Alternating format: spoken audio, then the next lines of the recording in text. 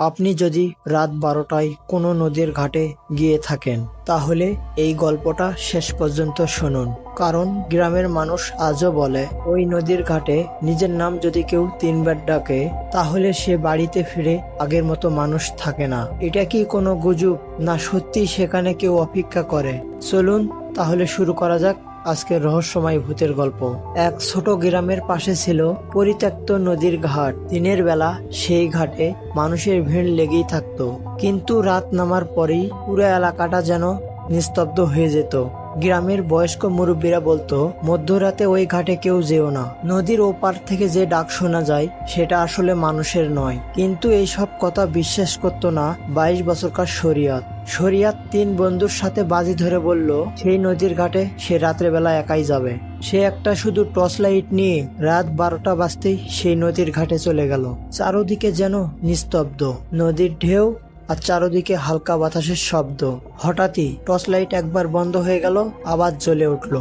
শরিয়ত তখন ভাবলো হয়তো লাইটের ব্যাটারির সমস্যা। ঠিক তখনই নদীর ওপার থেকে ভেসে এলো মহিলার এক কণ্ঠ, শরিয়ত তুই এদিকে আয়। হঠাৎ সে চমকে উঠলো, কারণ সেই কণ্ঠ তার নাম ধরে ডাকছে। চারদিকে ঘুরে ফিরে দেখে সে কিছুই দেখতে পেল না। শরিয়ত নিজেকে সাহস দিয়ে বলল এটা হয়তো কারো দুষ্টমি। সে সামনের দিকে এগিয়ে যেতেই দেখলো নদীর ঘাটে এক সাদা কাপড় পরা মহিলা বসে আছে। তার লম্বা চুল, মুখ ঢেকে আছে। শরিয়ত ভয়ে তার হাত থেকে টর্চ লাইটটি পড়ল।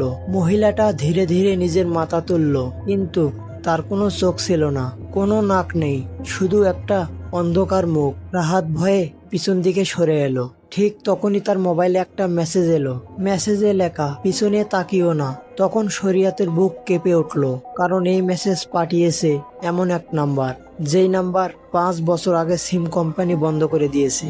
ভয়ে তখন শরিয়ত দৌড় দিতে শুরু করলো, কিন্তু সে যত দৌড়ায় সেই নদীর ঘাট যেন শেষই হইতেছিল না। তার মনে হইতেছে সে যেন একই জায়গায় দৌড়াচ্ছে। হঠাৎ সেই মহিলার কণ্ঠ, একবার পিছনে তাকাও। শরিয়ত আর নিজেকে সামলাতে পারল না। সে ধীরে ধীরে পিছনে তাকাতে লাগলো। ঘুরেই সে দেখলো সেই সাদা কাপড় পরা মহিলা তার পিছনে দাঁড়িয়ে আছে। এবার সেই মহিলার মুখে একটা ভয়ঙ্কর হাসি।